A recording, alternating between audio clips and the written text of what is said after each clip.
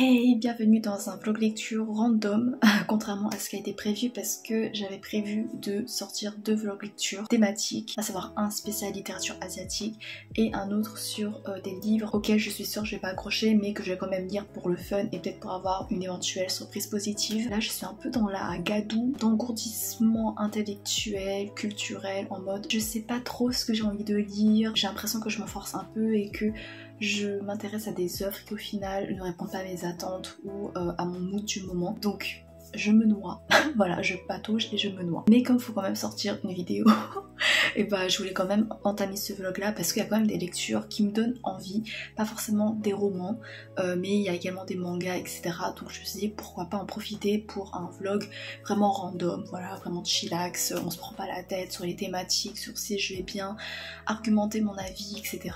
Non, on est juste posé, on va parler de tout et de rien, enfin surtout de tout j'espère, parce que de rien ça va être hyper barbant. Mais dans mon vlog lecture spéciale littérature asiatique, notamment je voulais parler de ma petite visite dans une des librairies que je voulais le plus visiter ever et tout. C'est la librairie Le Phénix qui est située à Paris et qui est spécialisée dans la littérature asiatique, notamment chinoise. J'ai pas été déçue, loin de là, bien au contraire, vraiment ça a dépassé mes attentes. J'ai fait je crois un montage d'environ 2 minutes avec l'équipe vidéo que j'ai pris là-bas parce qu'il y a eu des endroits de la librairie qui m'ont fait waouh et j'ai envie de les partager avec vous, voilà, du coup en juin.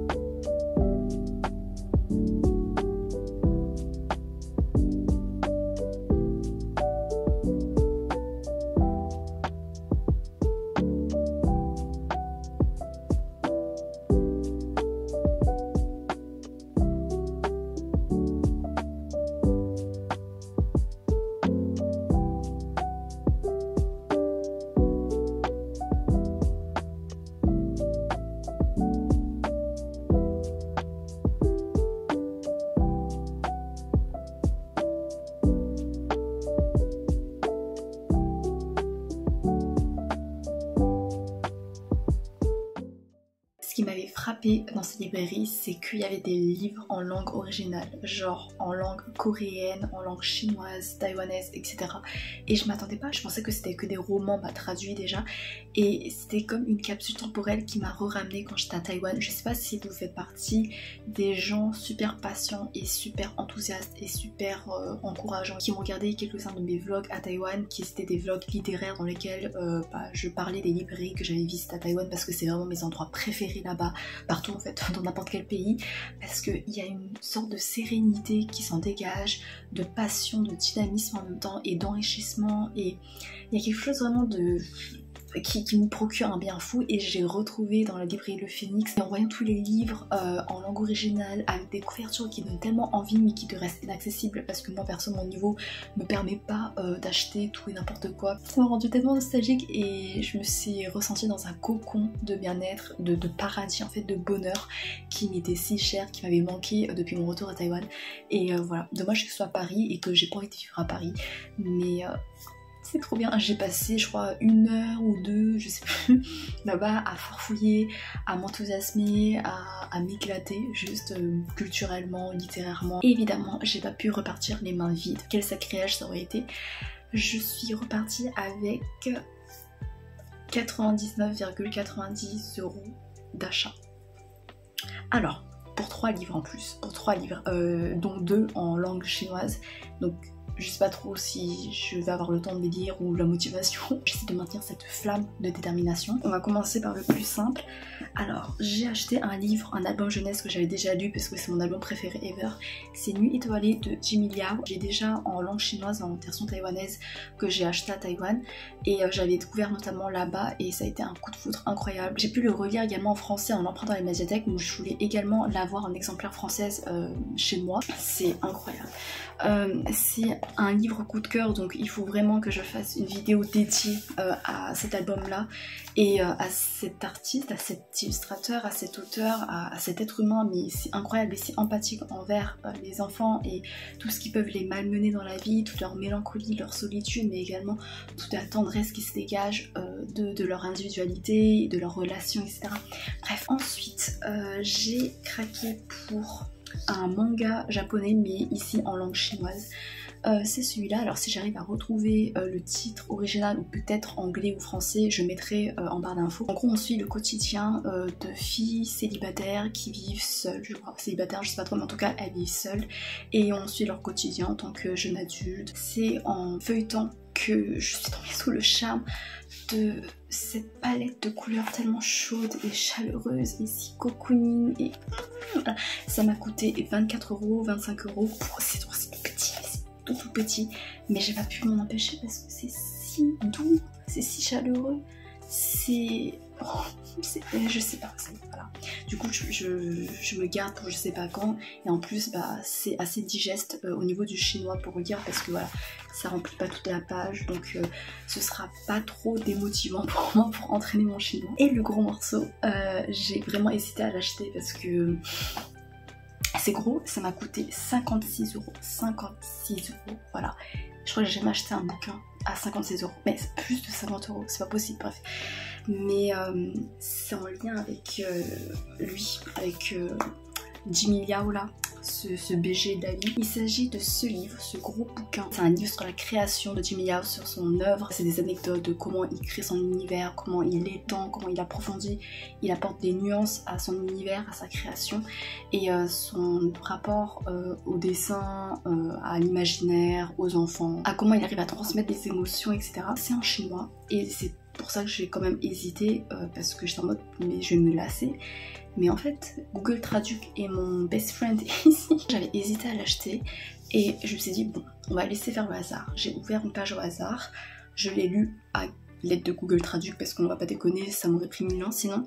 Et en fait il s'agissait d'un passage qui m'a tellement émue où l'auteur parlait de la manière dont les adultes pouvaient manquer d'empathie et de patience avec les enfants, parce que les enfants ils ont des choses par exemple à exprimer mais ils n'ont pas forcément les outils ou les bonnes expressions ou les bons mots pour exprimer ce qu'ils ressentent intérieurement, et en général t'as parfois des adultes qui vont les dévaloriser, qui vont relativiser sur ce qu'ils ressentent en mode non mais c'est bon, c'est juste un caprice ou quoi. Et du coup Jimmy Liao il déplore ça et c'est pour ça qu'il voulait donner de la visibilité à ses sentiments chez les enfants et montrer que c'était à prendre au sérieux et que c'était des choses vraiment importantes et vraiment réfléchies également. J'ai vu ça, j'étais en mode bah je vais l'acheter parce qu'il parle tellement bien et c'est tellement intéressant et c'est peut-être aussi en rapport avec mes études, enfin bref je vais pas rentrer dans les détails mais ça va peut-être me servir pour mes études. Du coup j'ai payé 56 €. Voilà, du coup, bah, tout ça, ça m'a coûté presque 100 €, au moins de 100 € quand même, mais pour 3 livres. Mais J'aurais pu en craquer plus parce que les éditions chinoises, vraiment à chaque fois les couvertures donnent tellement envie, mais j'ai résisté parce que je savais que chez moi il y avait déjà plein de livres que j'avais déjà achetés à Taïwan et je sais pas quand je vais les toucher, ça sonne un peu bizarre de dire ça, je sais pas quand je vais me mettre à les lire ou même à les continuer à les lire. Alors, par exemple, dans ma bibliothèque là actuellement il y a ces deux là, celui-là il faut que je le commence parce que c'est un livre jeunesse et j'ai l'impression que c'est assez accessible pour moi, j'ai lu quelques lignes et en vrai je comprends totalement. C'est Bob de Wendy Mass et Rebecca Steele, c'est accessible en anglais et ça a l'air d'être une tendre histoire d'amitié entre une créature bizarre et une petite fille. Donc j'ai hâte mais je prends pas le temps. Et il y a ce putain de livre, je crois que je l'ai mis dans mon top de mes meilleures lectures de 2023, même si je l'ai pas fini, faut que j'avance. Parfois il y a des moments où je peine parce que je ne comprends pas grand chose et j'ai du mal, il y a des tournures, je suis en mode est-ce que j'ai bien compris ou alors c'est juste comme un fever dream en mode t'es en train d'imaginer ce qui se passe mais en fait c'est pas du tout ça, mais t'es en train d'interpréter à ta propre façon ce que tu crois comprendre du vocabulaire que t'as moyennement acquis en chinois. Enfin je sais pas si vous avez ça quand vous apprenez une langue étrangère et que vous vous mettez à la lecture, mais ça me fait ça parfois, même si en vrai j'arrive quand même à comprendre grosso modo et ça me fait quand même chialer, mais faut que je m'y remette, en plus j'ai le tome 2 de ça, c'est Uncanny Convenience Store, je mettrai aussi dans la barre d'infos toutes les références. Et en vrai j'aimerais bien faire un vlog où je lis que en chinois et ce sera un vlog un peu motivant pour vous encourager, vous accompagner vous dans votre propre apprentissage d'une langue étrangère, comme ça vous motive, comme ça on se motive pour lire en langue étrangère, pour nous entraîner et ensuite on partage sur nos lectures, sur peut-être ce qu'on a compris, ce qu'on n'a pas compris, quels passages nous ont fait désespérer et tout. L'appli Webtoon, je lis des webtoons mais en langue chinoise et ça m'aide vachement au niveau vocabulaire, j'ai pu en lire quelques-uns et en vrai ça booste ton moral, ça booste ta fierté en fait, tu te dis hey, je suis quand même capable de comprendre des choses et tout, même à l'aide de dessins, mais voilà. Bref, j'ai déjà trop parlé pour cette introduction, mais tout ça pour dire que la librairie Le Phénix, c'était trop bien. On passe à des lectures que je voudrais entamer et présenter à la médiathèque. J'ai vu qu'il y avait les 3 premiers tomes de l'Atelier des Sorciers de Kamome Shirahama chez Pika Édition. C'est un manga que j'ai vu tourner énormément sur YouTube, sur Booktube, et tout le monde adore. En vrai ça m'intéresse pas tellement, je pense que de moi-même je serais jamais allée vers ce manga si j'avais pas entendu autant d'éloges. Je crois que c'est juste l'histoire d'une apprentie sorcière et voilà, je sais pas trop, mais on verra, peut-être que je vous en ferai un retour si j'ai vraiment quelque chose de pertinent à dire. Mais déjà les personnages ils ont l'air assez mignons, voilà. Ils ont l'air très mignons. Lui, il a l'air pas très mignon. C'est quoi le truc qu'il a derrière lui? Ah, c'est une cape. Je crois que c'était la mort qui était derrière lui. Là. Bref. Ouais, je vois des choses bizarres. Je pense que ça dit beaucoup sur mon état d'esprit. Et alors, j'emprunte un roman assez particulier. Alors je ne joue pas aux jeux vidéo, je n'ai jamais joué à un jeu vidéo de cet univers là, mais l'univers a l'air tellement vaste et incroyable et dense et riche et époustouflant, et moi j'ai la flemme de jouer aux jeux vidéo parce que je suis trop nulle et j'ai juste la flemme d'apprendre. Et là j'ai vu qu'il y avait un livre de cet univers, du coup je me suis dit pourquoi pas, et pourquoi pas essayer. Il s'agit de Final Fantasy Type 0 de Last Truth de Tsukishe Masuki, publié chez Lumen. Voilà. Alors en vrai, je suis allée voir d'abord des avis lecture. Ils ont dit que c'était un livre qui était très bien écrit, qui rendait compte de la richesse de l'univers et surtout des personnages, parce que là t'as une panoplie de bambins, voilà. Ça me donne envie de les découvrir. Et apparemment, il y a plusieurs points de vue, et même s'il y a plusieurs protagonistes, mais ils sont tous bien développés, ils ont tous une consistance, ils sont creusés, on s'attache à eux. Comme je marche énormément en matière de personnages, ça me donne envie de les rencontrer. Ils ont de bonnes têtes, hein. J'ai l'impression, ouais, ils ont l'air vraiment diversifiés en matière de personnalité, de caractère. On verra, j'ai trop hâte. Bref, j'ai déjà trop parlé, je vous reprends quand j'aurai des trucs à dire. À tout de suite. Hey, on est le 18 avril et je sais pas ça fait depuis combien de temps que je vous ai pas pris, parce que en fait pour tout avouer j'avais un peu la flemme de tourner cette vidéo parce que pour ce vlog là je n'ai fini aucun roman et ça me gave de ne pas pouvoir présenter un update lecture complet abouti dans ce vlog lecture, parce que en ce moment j'ai du mal à rester à fond dans une lecture, j'ai du mal à trouver un roman qui me réjouisse vraiment tout le long. Voilà, je me lasse un peu facilement, c'est horrible, je suis dans une fatigue livresque c'est pas très agréable, mais j'ai fait d'autres choses à côté. Je suis allée voir le meilleur film de tous les temps, enfin c'est pas un film, enfin bref voilà, on en parlera. J'ai regardé la saison 2 de Heartstopper, j'ai lu des mangas, donc voilà, je vais pouvoir quand même vous présenter pas mal de choses. Voilà, ça va faire un petit update culturel, un peu sympa quand même, parce que c'est des sujets qui peuvent être sympas. Et pour commencer, j'ai quand même pu lire les mangas, les 3 premiers tomes de l'Atelier des Sorciers de Kamome Shirahama chez Pika Édition, et c'était trop chouette, c'était trop cool. Franchement, je comprends totalement l'engouement autour de cette saga. En gros, on se situe dans un univers où il y a des humains normaux, comme nous, voilà, qui vivent leur life, et une caste de sorciers, de sorcières. Notre petite héroïne, Coco, c'est une humaine, tout ce qu'il y a de plus ordinaire, à peu près, et elle rêve de devenir sorcière. Et elle va réussir à le devenir par un biais assez spécial, voire très dangereux, qui va lui coûter sa mère. Enfin, sa mère n'est pas morte, mais sa mère a été enfermée, a été... Comment on dit déjà? Genre, elle a été transformée en pierre, ou cristallisée, je sais plus son état, mais bref, c'est pas très cool à voir. Coco, elle va s'embarquer dans un parcours initiatique en tant que jeune sorcière aux côtés de son nouveau maître et avec les autres apprentis de ce maître-là pour essayer de gravir les échelons. Et son but à elle, à Coco, c'est de devenir une sorcière qui mérite d'aller dans la grande bibliothèque ancestrale, je sais pas quoi, des sorciers, des sorcières, pour pouvoir peut-être dénicher là-bas le remède pour guérir sa mère.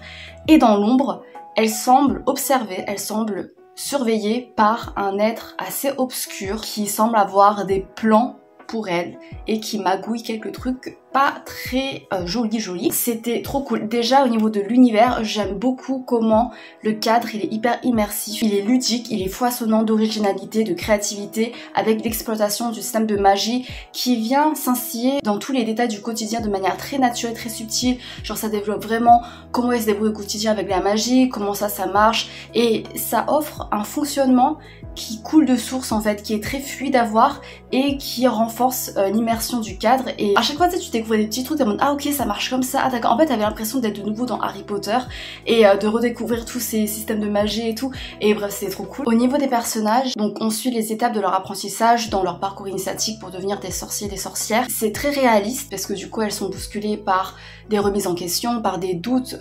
compréhensibles, et elles vont également progresser de manière réaliste avec une base pertinente. C'est pas de nulle part comme ça, c'est pas ils ont un power-up de malade. Non, en fait leurs progrès vont puiser dans leur enthousiasme, dans leur passion, dans leur persévérance, dans leur patience, dans leurs ressources intellectuelles, parce que l'héroïne elle a pris énormément de retard par rapport aux autres, elle a été sorcière très tardivement par rapport aux autres, et du coup elle doit rattraper ce retard, et elle va essayer de pallier ses faiblesses avec son intellect, avec sa créativité, avec son attention portée aux autres.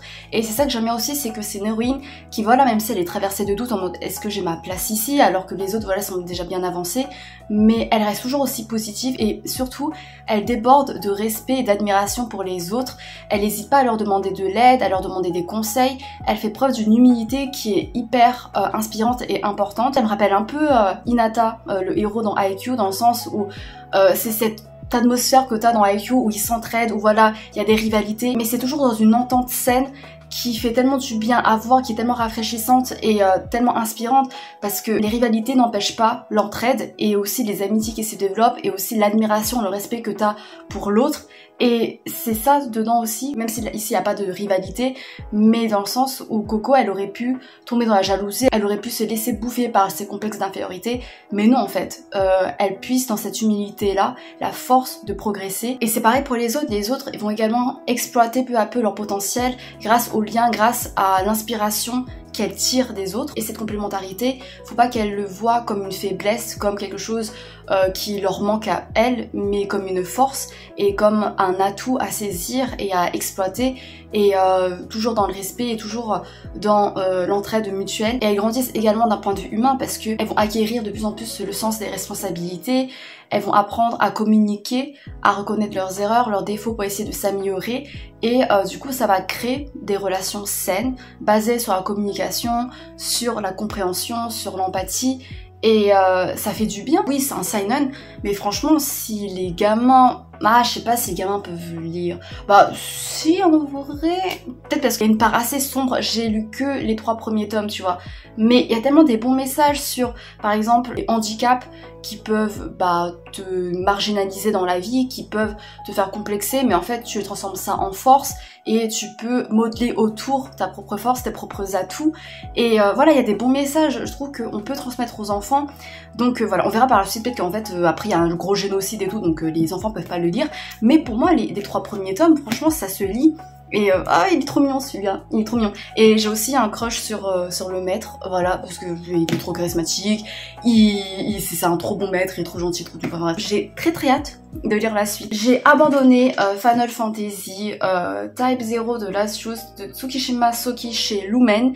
Ah, je suis deg. Je pensais vraiment accrocher du début à la fin. Il me semble que c'est le préquel des jeux vidéo, enfin je sais pas, en tout cas c'est un préquel de quelque chose. L'univers de base, l'univers de fantasy avec les complots politiques, c'est l'univers basique en fantasy que j'apprécie, dans lequel je peux m'immerger, je peux me sentir investie assez facilement. Et vraiment au début j'ai été hyper stimulée au niveau de l'histoire, parce que voilà, t'avais les enjeux mis en place, t'avais les différents royaumes, les différents conflits, les différentes relations, comment jouer entre elles pour leur profit personnel, et t'as aussi des sacrifices. Enfin vraiment c'était quand même impitoyable. Et il y a un truc qui me faisait froid dans le dos, alors je sais pas si c'est pareil dans le jeu vidéo, enfin je pense que si, peut-être, c'est que une fois qu'une personne meurt, tous les autres oublient ses souvenirs avec la personne.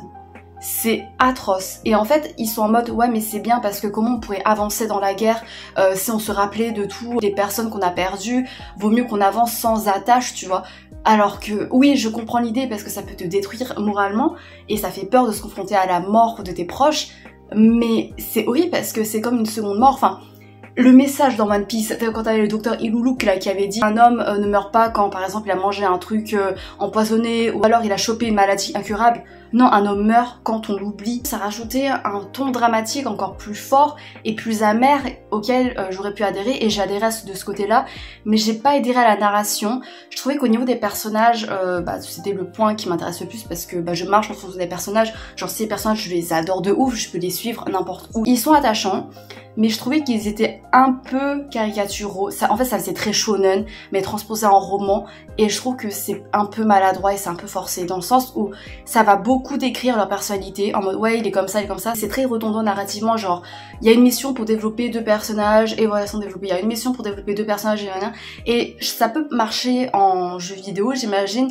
et en manga et en anime parce que t'as les visuels, t'as les musiques, t'as les flashbacks, mais là ça faisait limite un peu trop niais parfois. Enfin la plume, c'était un peu trop facile, ça restait, je trouvais, superficiel, et tous les clés t'étaient donnés, t'avais pas vraiment de voix, interprétation personnelle. Ça m'a quand même donné envie de voir pour le jeu vidéo. Peut-être que j'irai voir des let's play. Faudrait que je vois où commencer. Si ça vous intéresse aussi, je suis en train de lire des morceaux de ce gros livre en chinois avec Google Traduction. Mais je suis contente de moi quand même parce qu'il y a des moments où je comprends moi-même. En fait, c'est juste que j'utilise Google Traduction parce que j'ai la flemme de lire par moi-même et que j'ai pas le temps, parce que c'est dans le cadre d'un de mes séminaires. Du coup, j'ai pas le temps de me taper je sais pas combien de pages en chinois.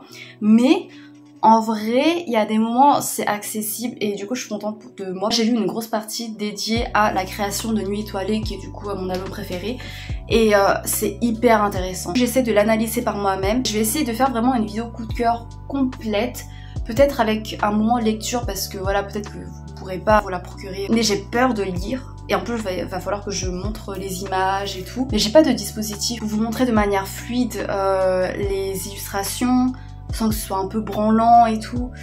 Ouais, on verra. Je vais d'abord garder le gros morceau romanesque pour la fin. J'ai pu enfin regarder la saison 2 de Heartstopper. Globalement, j'avais beaucoup aimé les BD. C'est pas un coup de cœur, ça m'a pas bouleversée, mais j'ai trouvé que les messages étaient positifs. Et ce qui m'avait particulièrement marqué, c'était vraiment au niveau de la santé mentale, comment ça accompagnait des gens qui pouvaient être atteints d'anorexie ou d'autres maladies de ce genre-là, mais également comment les proches pouvaient agir pour l'aider sans tout prendre sur eux-mêmes, en se disant que voilà, c'est à eux de les sauver. Et dans la saison 2, justement, ça va amorcer ça, mais je pense que ce sera vraiment dans la saison 3 où ça va être...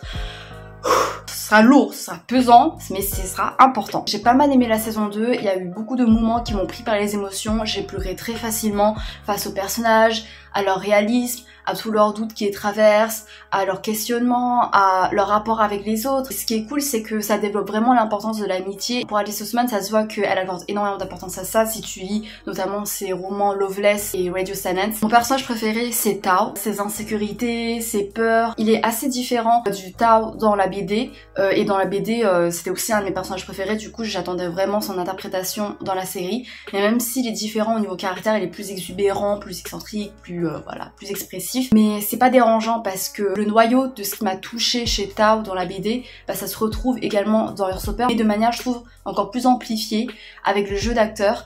Et du coup ça faisait du bien de voir ça. Et puis aussi dans la saison 2, il développe son amitié avec Nick. Et il revient également sur son comportement de merde avec Charlie, avec Nick par le passé. Et c'est quelqu'un qui se confronte à ses problèmes, à ses défauts, à ses erreurs. Et c'est quelque chose de sain également. Enfin, la plupart des personnages dans Heartstopper, ils sont sains. J'ai bien aimé sa romance avec elle. Ils sont trop mignons. Le fait qu'ils sont assez maladroits et que voilà, ils sont autour. J'aime bien ce stade d'histoire d'amour où c'est encore platonique, où voilà, ils se recherchent, ils tâtonnent émotionnellement. Et après, par la suite, bah... oui voilà, c'est le désir adolescent, du coup il y a beaucoup de bisous, mais il y en avait un peu trop, et je trouve que ça saturait le rythme de l'histoire. J'étais en mode, si j'avais profité de chaque moment où ils s'embrassaient pour avancer dans mes devoirs, j'aurais fini mon mémoire en fait, parce que c'était parfois un peu trop mièvre pour moi, vraiment la fin, je vomissais des arcs-en-ciel, hein. Tellement j'étais en mode non mais c'est pas possible, en fait ça me cringeait, j'ai un seuil de tolérance assez limité à ce niveau-là, à ce niveau de niaiserie, de mièvrerie, de ça se dit ou pas, je sais pas trop. Mais voilà, les trucs hyper mignons, romantiques, parfois ça me crispe. Après, je préfère ça plutôt que des dramas de bombes de communication, de quiproquos, hyper cliché, hyper dramatique à outrance pour rien. Mais c'était cool. T'avais le moment iconique entre Tori et le frère de Nick.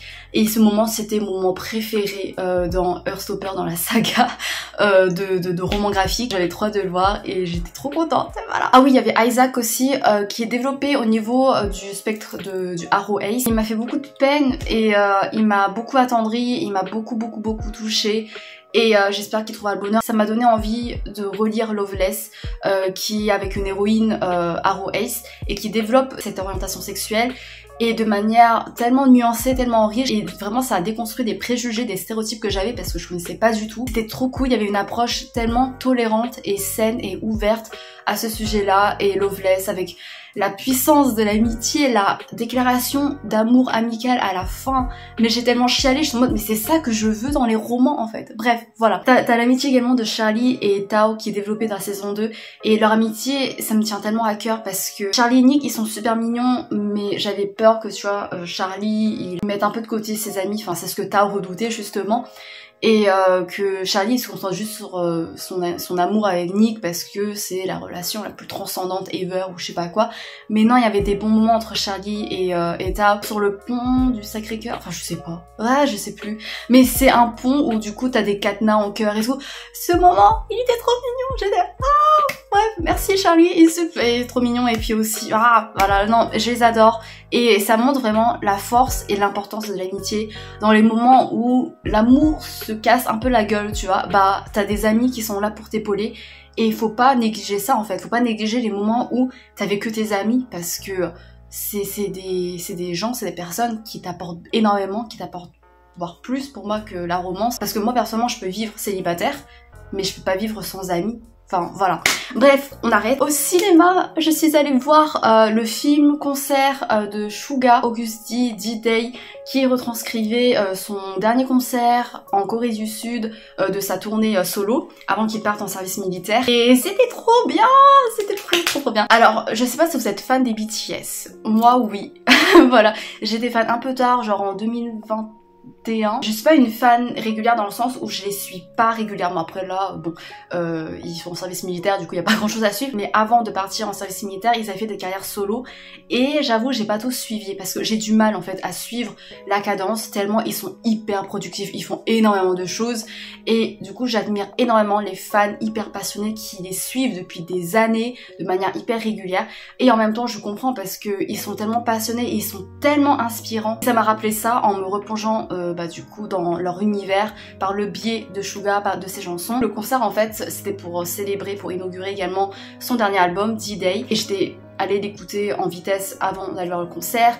J'ai eu un énorme coup de cœur pour le morceau Snooze avec Ryuichi Sakamoto et Woo-sung du groupe de K-pop The Rose. Et d'ailleurs The Rose, j'étais allée à leur concert à Paris. Et puis d'ailleurs en parlant de la passion des fans, du coup pendant qu'on faisait la queue 5 heures plus tôt que l'heure de l'entrée, il y avait des fans qui offraient des petits cadeaux, qui offraient des postcards, des bracelets, et le concert était super cool, mais on n'est pas là pour parler de ça.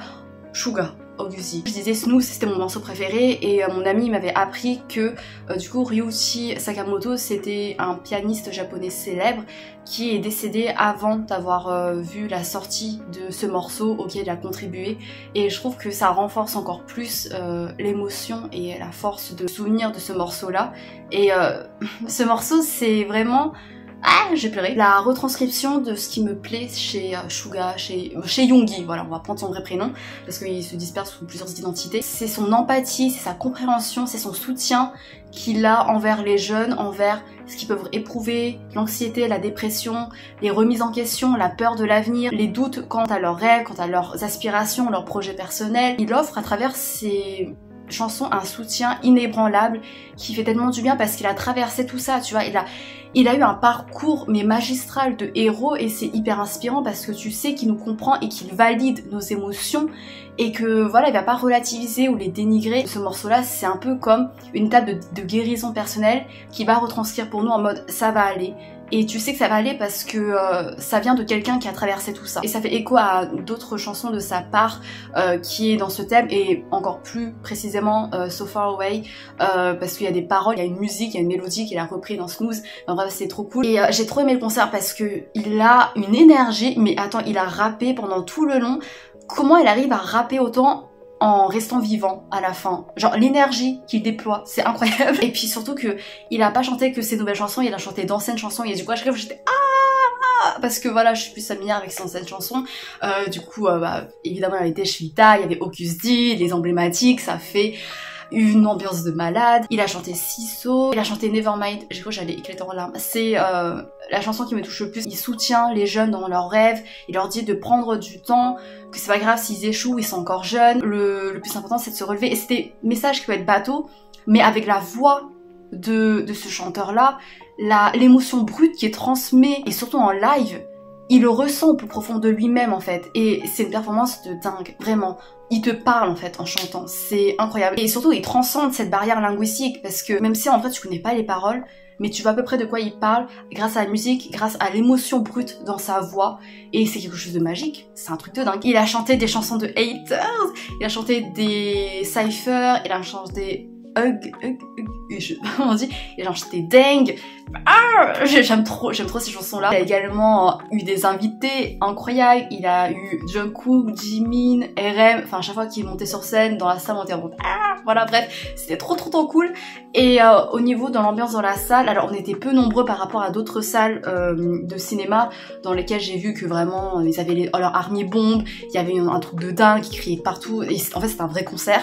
Et nous on était peu nombreux pour ça, mais on s'est quand même pris au jeu. Et ce que je trouvais trop chouette, c'était qu'à côté de moi il y avait 2 personnes âgées, et elles débordaient d'énergie, elles criaient aussi. T'en avais une qui avait sur son fond d'écran Jimin, et j'aime trop parce que ça montre à quel point il y a une variété générationnelle dans les fans, et c'est pas juste des fans hystériques de 12 ans comme le montrent les médias. Non, les BTS ils transportent des valeurs qui touchent universellement, peu importe ton genre, peu importe ton âge, peu importe d'où tu viens. Et vraiment Suga c'est tellement un modèle dans la vie, c'est quelqu'un qui a une force d'esprit, et il a aussi ce côté très apaisant. Et bref, mais du coup ça m'a replongé dans ma hype des BTS, et j'avais vu que sur Disney+, ils avaient plusieurs documentaires des BTS. J'ai rematé leur concert Permission to Dance qu'ils avaient fait à Los Angeles, incroyable, voilà. J'avais assisté à ce concert quand ils avaient performé en Corée du Sud, mais c'est quand c'était projeté en live dans les cinémas, c'était trop bien. Il y a aussi d'autres documentaires, un documentaire qui revient sur leur histoire en général. Les premiers épisodes ils sont très émouvants, ils parlent de leur rapport au succès, ce qu'ils ont ressenti lorsqu'ils ont été récompensés pour la première fois et tout. Et vraiment c'était des sentiments très humains, il y a une certaine vulnérabilité qui est très touchante. T'as aussi In The Soup, je savais pas qu'ils avaient ça sur Disney+, faut que je regarde.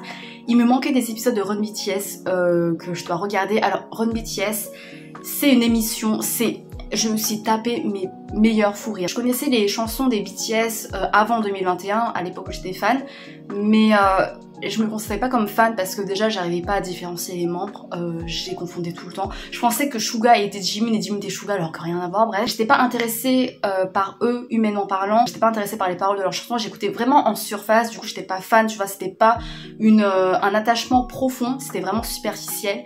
Et c'est que à partir de 2021 où je me suis intéressée à leurs paroles, où j'ai regardé Run BTS, où c'est une émission avec des jeux, tu les découvres en tant qu'humains et tu découvres dans leur personnalité et ils sont tellement riches en facettes, en fait comme n'importe quel humain, mais là c'est tellement beau parce que tu les vois quand ils sont plus contemplatifs, quand ils sont plus malicieux, quand ils sont plus exubérants, ils sont drôles, ils sont plus introvertis et tu les vois dans tout leur naturel et c'est attendrissant, c'est touchant, il y a des bons moments. Et c'est tellement drôle, mais vraiment. Et je peux que vous conseiller cette émission-là pour les découvrir. Il y a des épisodes, il y a des moments, mais vraiment, c'est tellement drôle. Et du coup, je suis trop contente parce qu'il me manque des épisodes à rattraper. Du coup, l'aventure n'est pas terminée pour moi. En attendant le retour du service militaire, et ben, je vais pouvoir me contenter de ça. Pour l'instant, petit à petit, grignoter un peu par-ci par-là. Et en plus, Jin, normalement, il est bientôt de retour de son service militaire et c'est mon moment préféré. Ils sont tous mes préférés, hein. On les adore tous, hein. Mais Jin, je dérive, c'est un truc de dingue, c'est horrible. Je suis désolée si vous n'êtes pas intéressé par BTS, mais je pense que vous devriez vous y intéresser. En tout cas, j'espère que vous n'avez pas des préjugés en mode ouais, c'est de la K-pop, c'est superficiel, ils méritent pas leur succès, c'est juste parce qu'ils sont BG, qu'ils sont célèbres. Non. Sinon, des personnalités comme John Cena, par exemple, ne seraient pas fans. Bon, je me suis fait couper par nul autre que la caméra parce que j'avais plus de place et j'avais trop chaud. Du coup, je me suis mis en t-shirt parce que la passion des BTS m'a enflammée. La mémoire de ma caméra m'a envoyé un message pour dire TG, arrête, c'est bon, tu parles trop des BTS. Mais en même temps, là, je commence à avoir froid en t-shirt. Du coup, il va falloir que je reparle des BTS pour me réchauffer. Voilà. Je disais que mon moment préféré, c'était Jin. Oui, parce qu'en fait, je trouve que Jin, il a une manière de parler des fans. Ils déportent tous de reconnaissance envers les fans avec une humilité et un naturel et une sincérité profonde qui est tellement prégnante. C'est un soutien mutuel, quoi. Genre, ils soutiennent les fans les soutiennent. Et Jin, il a une manière d'exprimer cet amour des fans, mais de manière très récurrente, que ce soit dans ses chansons, genre Moon, ou même dans les interviews, il y a très souvent où il ramène les questions, enfin ce qu'il veut dire aux fans pour avoir l'occasion de parler encore plus de sa reconnaissance. Et c'est jamais forcé, tu vois, c'est jamais, je sais pas comment dire, un peu pour faire du fan service ou quoi, tu sens à quel point c'est sincère. De base, quand j'étais pas fan, Jin, je le voyais pas du tout. Parce que comme je m'intéressais qu'au clip, en fait Jin, il apparaît très peu, il est très effacé, très en arrière, il a très peu de temps de parole. Je trouvais qu'elle a une tête un peu passe-partout, tu vois, un peu le physique du coréen lambda, tu vois, il est beau mais c'est tout. Et en fait quand je me suis intéressée à lui dans Run BTS ou dans des interviews ou dans sa carrière solo, et que je me suis rendu compte de sa beauté d'esprit, de sa beauté d'âme, de son humour, de ses blagues de merde, de sa position en tant que aîné et en tant que grand frère, mais sans en faire trop parce qu'il va pas jouer de la hiérarchie qui est pourtant si importante au sein de la société coréenne pour se faire respecter. Non, il est vraiment à égalité avec les autres, mais il va se conduire en grand frère pour eux, il va toujours être là, un soutien indéniable et très discret en fond. Et du coup ça m'a particulièrement marqué, c'est pour ça que vraiment Jin, mon préféré, même si je les adore tous. V, il me fait trop rire, mais en fait ce mec, il a une manière de voir la vie et d'être lui-même, c'est hyper inspirant. C'est en mode, il faut être comme lui, tu vois, il faut assumer comment t'es à 100%, et même si il y a des moments où tu parais grave bizarre, mais ça fait ton charme. Et il y a des gens qui t'acceptent. Je pense que qu'importe votre style de musique, vous apprécierez BTS parce qu'ils font des ballades, ils font du hip-hop, ils font du rap, ils font de la pop, ils font du classique, il y a Black Swan, chef-d'œuvresque. N'hésitez pas à aller jeter un œil et à m'en dire des nouvelles, voilà. Et si vous êtes fan des BTS, c'est quoi vos chansons préférées? Qui est votre membre préféré? même si voilà on les aime tous évidemment. Est-ce que vous avez regardé Run BTS? Lequel votre épisode préféré? Moi je sais pas, il y avait... Non, moi j'adore les épisodes où ils se trahissent, mais c'est un truc de là, ils se trahissent pour un paquet de nouilles alors qu'ils sont millionnaires. Bref, j'arrête.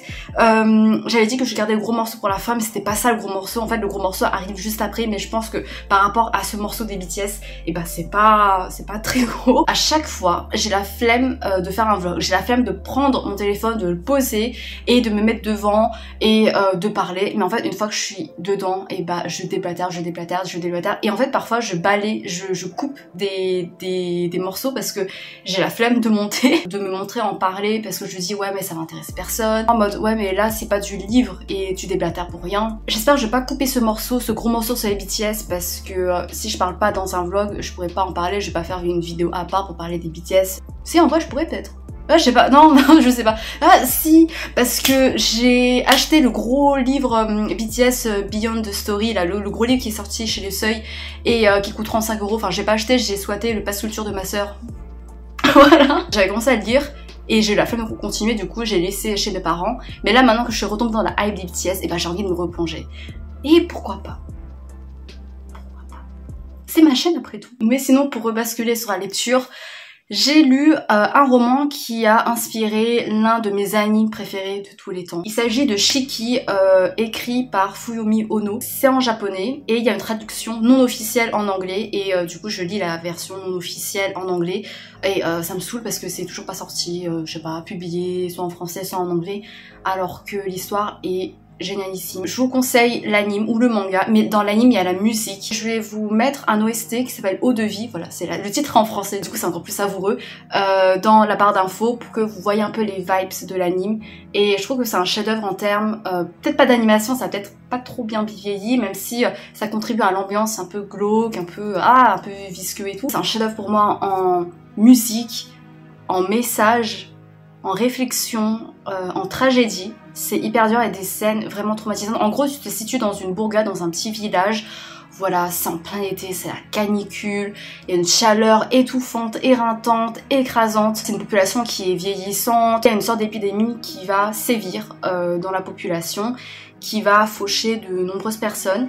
Des personnes qu'on va revoir par la suite étonnamment. Et étonnamment également, cette épidémie a commencé après l'arrivée d'une certaine famille qui a emménagé dans une grande maison aristocratique de style occidental qui détonne énormément avec le style traditionnel du village. C'est une petite famille qu'on voit pas souvent, qu'on voit que de nuit.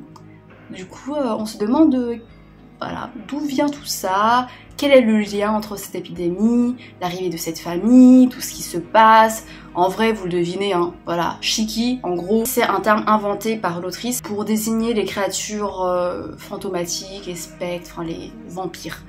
Et voilà, du coup, c'est une histoire de vampire. C'est pas un truc à la Twilight, hyper mièvre, hyper romantique, il n'y a pas de romance. Quand il y a des romances, ça se finit pas très bien, voilà. C'est très glauque. Et il y a des scènes dans l'anime, c'est horrible, c'est atroce, parce qu'en fait ça interroge cette frontière entre le monstre et l'humain, et qui est vraiment l'humain, qui est vraiment le monstre, entre l'être humain, les vampires, parfois ça va basculer. Parfois, voilà, c'est compliqué. Ça fait surgir énormément de questionnements, énormément de discussions aussi. On n'a pas tous les mêmes points de vue. Et il y a une fin très amère. Et la musique, enfin, les musiques, je les écoute souvent également, par exemple quand je lis des livres de vampires avec vraiment une atmosphère hyper glauque. Ça te plonge à chaque fois dans une atmosphère. Ah, c'est magnifique. Voilà, en fait, je vais vous mettre trois OST, ouais, je sais pas. Bref, dans la barre d'infos, essayez d'aller jeter un œil si ça vous intéresse pour vous donner une idée de l'atmosphère et de l'émotion qu'on peut ressentir qui s'en dégage. J'ai voulu enfin m'attaquer au roman. Alors en gros il y a 2 tomes et dans la traduction non officielle, chaque tome est divisé en 2. Et du coup là j'ai fini la première partie du premier tome, donc je vais pouvoir vous en parler que de cette partie là. Je pense que pour l'instant l'anime reste mon format préféré parce que le roman, comme je me souviens encore du déroulé narratif dans l'anime, j'ai pas vraiment de surprise dans le roman, tu vois. Genre là ils sont au stade où voilà il y a des morts et moi je suis en mode oui bah je sais la vérité, et du coup t'es pas au même stade que les héros qui enquêtent petit à petit, qui grappillent quelques clés pour résoudre le mystère de manière progressive. Toi t'as déjà toutes les clés en main, du coup t'es un peu détaché, et ce détachement est également dû au fait que tu n'es pas vraiment attaché au personnage. En fait, t'es dans une sorte de huis clos, parce que c'est un village qui est très conservateur, c'est une population vieillissante, donc les valeurs conservatrices assez traditionnelles persistent même au fil des générations, surtout que c'est des familles qui sont là depuis des générations et des générations, donc c'est des liens ancestraux. Ils cherchent vraiment à se maintenir comme ça, et du coup ils ont développé une méfiance exacerbée pour l'extérieur, ce qui va grignoter, ce qui va polluer l'ambiance générale. Et ça va rajouter au foreshadowing qui vont anticiper les horreurs à venir. Il y a vraiment pas mal de foreshadowing tout le long quand tu connais la suite, où il y a des moments que tu prends un peu avec de l'ironie parce que t'es en mode ah ouais ça dit ça, mais par la suite tu sais qu'il va se passer ça, du coup t'es en train de rire amèrement. Il y a tout le monde qui sait tout, il y a plein de gossip, il y a de l'hypocrisie, ça parle sur les autres. Quelques jeunes, il y en a, ils veulent essayer de se barrer, mais ils se sentent englués, se sentent prisonniers en mode est-ce que je vais réussir à me barrer, j'ai pas envie de finir ma vie ici, tu vois, à me faire juger, à juste vivre pour les yeux des autres ou quoi. Et t'as d'autres jeunes qui préfèrent rester là, que ce soit par devoir, par piété filiale, par envie ou par peur de se confronter à l'extérieur, de perdre leurs repères dans le village. T'as beaucoup de personnages, alors c'est peut-être un plus par rapport à l'anime et au manga, c'est que ça prend plus le temps de développer les relations des personnages, les personnages eux-mêmes, mais en fait moi je m'en fous d'eux. En fait je les confonds, et il y a des personnages je me souviens pas forcément, je me souviens que des héros qui m'avaient marqué dans l'anime, du coup j'arrive à les visualiser, mais il y en a d'autres genre les vieilles personnes, j'ai l'impression qu'ils se ressemblent tous en fait. Ils ont tous le même mécanisme en mode on va colporter des rumeurs, on va parler sur l'eau des autres, on va les juger ou je sais pas quoi. Et du coup ça c'est pas agréable, et tu suis, enfin pour moi à mon sens, l'histoire avec un certain détachement.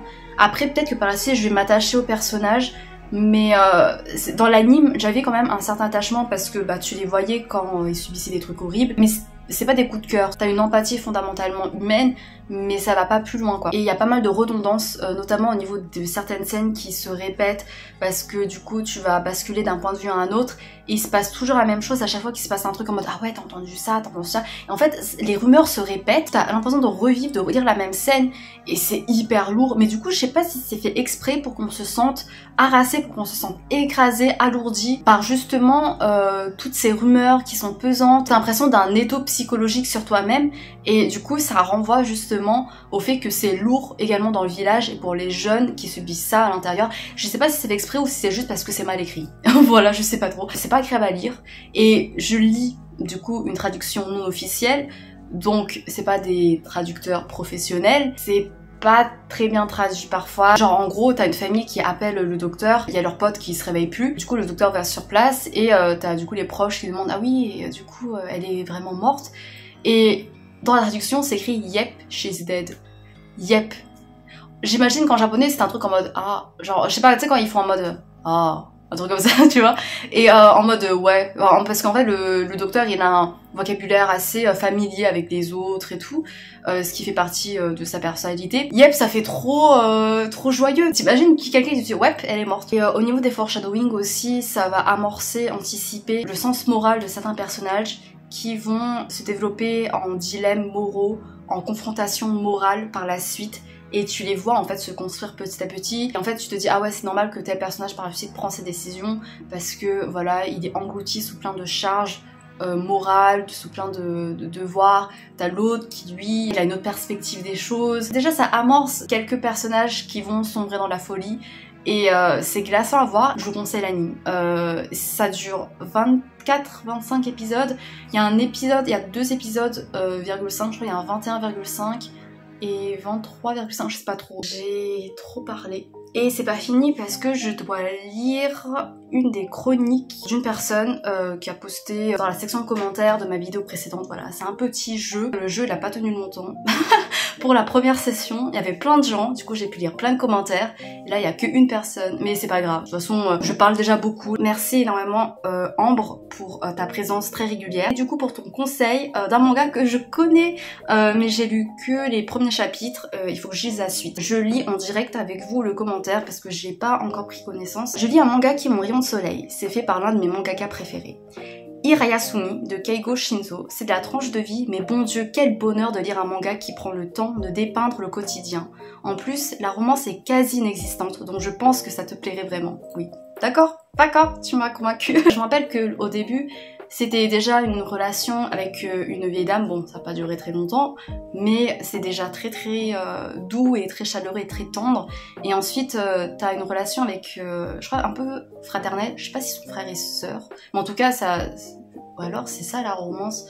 Putain, je sais plus. Oh, je sais vraiment plus. Bref, on verra, peut-être que tu nous diras. Je te fais rapidement le synopsis pour, je l'espère, te donner envie. On suit Hiroto, un friteur, terme japonais qui désigne les gens entre 15 et 34 ans qui sont employés à temps partiel ou sans emploi et extrêmement mal vus au Japon. Ok, merci. Qui a hérité d'une maison par une petite mamie avec qui il s'était lié. Il va accueillir sa cousine de 18 ans. Ok, c'est sa cousine. Donc, il y a une relation familiale, pas de truc chelou. Ah, quoique... Il y a des trucs un peu chelous entre frères et sœurs, entre cousins cousines dans les mangas japonais. Je sais pas c'est quoi ce délire, mais je pense que ça va pas partir sur cette route, ça n'a vraiment pas l'air, donc on peut être safe. Il va accueillir sa cousine de 18 ans qui rentre à la fac de Tokyo. On y suit donc à la fois la vie de colocataire des cousins, mais aussi leur vie à eux de chaque côté. Du côté de sa cousine, la quête d'identité, la peur de l'avenir, les rêves, etc. Et du côté de Hiroto, sa vision du travail, la réalité par rapport à ses rêves, son amitié avec son meilleur ami. Bref, c'est une vraie pépite. Tu m'as trop convaincue. Merci quand même d'avoir donné une vue d'ensemble des qualités de l'atmosphère, parce que c'est vrai que j'ai un peu mis dans un recoin de ma tête et je me suis pas plus penchée que ça. Donc vraiment ça m'intéresse trop, notamment au niveau de leur quête personnelle. Du côté de Hiroto, ça peut être hyper inspirant. Au niveau de la réalité par rapport à ses rêves, voilà, ça peut être assez casse-gueule. Ou de sa relation avec son meilleur ami, ça peut être super cool. Donc merci beaucoup.